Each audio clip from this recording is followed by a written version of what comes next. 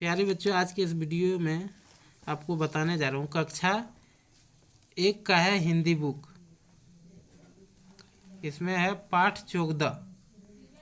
पाठ 14 में है कहानी। कहानी का नाम है मेढक की सीख। कहानी का नाम है मेढक की सीख। कहता पाठ बोध कहता इसमें मातृभूमि की महत्ता और इसको संकट के समय ना छोड़ने के बारे में बताया गया है। इस कहानी में क्या बतलाया गया है? मातृभूमि की महत्ता और इसको संकट के समय ना छोड़ने के बारे में बतलाया गया है। मातृभूमि के बारे में महानता बतलाया गया, महत्ता, और संकट के समय में हमें छोड़ना नहीं चाहिए किसी को।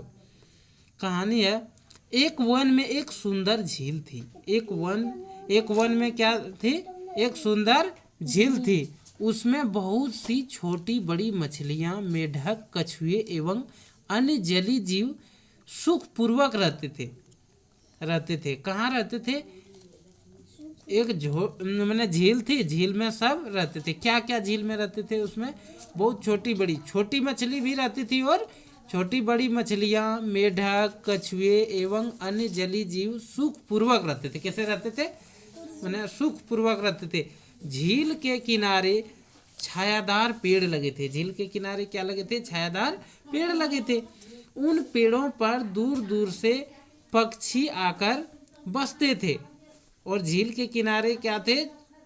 छायादार पेड़ लगे थे। उन पेड़ों पर दूर दूर से आकर पक्षी बसते थे। बसना मैंने क्या था? रहते थे आकर के। और झील में पानी पीते थे। और क्या करते थे? झील का पानी पीते तथा क्रीड़ा करते थे। क्रीड़ा मैंने खेलते थे। क्या करते थे? क्रीड़ा मैंने खेलते थे। लंबे समय से वर्षा न होने के कारण धीरे धीरे झील का पानी कम हो गया। लंबे समय से वर्षा नहीं होने के कारण क्या हो गया? धीरे धीरे झील का पानी कम हो गया। गर्मी के दिनों में झील का पानी जल्दी गर्म हो जाता था। जब पानी कम था झील में तो गर्मी के दिनों में क्या होता था? पानी गर्म हो जाता था। अब झील में पक्षियों के लिए नहाना और पानी पीना कठिन हो गया। तो अब झील में क्या हो गया? पक्षियों के लिए पानी पीना, नहाना क्या हो गया? कठिन हो गया। झील के किनारे पेड़ों पर रहने वाले पक्षी उसे छोड़कर दूसरे स्थान पर चले गए। कुछ पक्षी क्या किए? झील के किनारे जो रहते थे वो उस झील को छोड़ करके दूसरा जगह चले गए, दूसरे स्थान पर चले गए। देखिए चित्र में झील का चित्र है ना। देखिए सब यहाँ है ना, सब मछली है, कछुआ है, मेढक है, सबका चित्र यहाँ दिया हुआ है। हंस है। कुछ समय बाद झील के मेढक और कछुए आदि भी झील छोड़कर जाने लगे। कुछ समय बाद क्या हुआ? जब सब छोड़ करके चले गए, जो बचे थे कछुआ और हंस जो बचे थे वो सब भी, मेढक सब भी झील को छोड़ करके जाने लगे। क्योंकि दिक्कत होता था ना, पानी कम हो गया तो झील छोड़कर जाने लगे। इनमें से एक बूढ़े मेढक ने भी सभी से कहा, यह झील हम सभी की मातृभूमि है। बूढ़े मेढक ने क्या कहा कि यह झील हम सभी की क्या है? मातृभूमि। मातृभूमि किसको कहते हैं? जन्मभूमि, जहाँ जन्म होता है, जहाँ शुरू से रहते हैं। ठीक, इसमें हम सभी ने जन्म लिया। कहता इसी में हम सभी ने जन्म लिया, पले बढ़े, खेले कूदे और इसने ही हमें आश्रय दिया। आश्रय देना मैंने रहने के लिए जगह दिया। किसने? वही झील। आज झील में पानी कम होने के कारण इसका त्याग करना उचित नहीं है। क्या कहा? त्याग करना इसका उचित नहीं है। कौन बोल रहे थे? एक बूढ़ा मेढक बोल रहा था। कौन बोल रहा था? एक बूढ़ा मेढक। आओ हम सब मिलकर प्रार्थना करें। बूढ़ा मेढक क्या बोला? देखिए बूढ़ा बुजुर्ग जो आदमी होता है ना वो बहुत बुद्धिमानी होता है। कैसे होता है? बहुत बुद्धिमान होता है। बोला ये हम लोग का जन्मभूमि है, इसको छोड़ करके हम लोग कहीं नहीं जाएंगे। यहाँ को छोड़ करके जाना उचित नहीं है, क्योंकि इसी में हम लोग जन्म लिए हैं, पले बढ़े, खेले कूदे हैं। इसीलिए इसने ही हमें आश्रय दिया, रहने का जगह दिया। इस झील को छोड़ के जाना उचित नहीं है। हम इसका त्याग नहीं कर सकते हैं। आओ हम सब मिलकर क्या करें? प्रार्थना करें। जल्दी से जल्दी भारी वर्षा हो और झील भर जाए।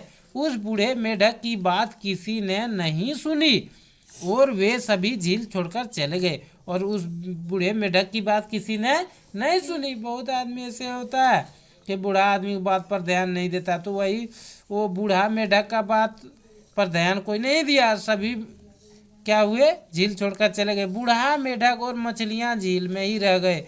बूढ़ा मेढक और मछलियां झील में रह गए। मछली कहाँ जाता, बोली मछली कहीं जा पाएगा झील को छोड़ के, और बूढ़ा मेढक भी नहीं जा पाया। बूढ़े मेढक ने मछलियों के साथ प्रार्थना की, जिसे ईश्वर ने सुन लिया। बूढ़ा मेढक ने मछलियों के साथ क्या किया, प्रार्थना किया, और जिसे ईश्वर ने सुन लिया। ईश्वर ने क्या था, भगवान।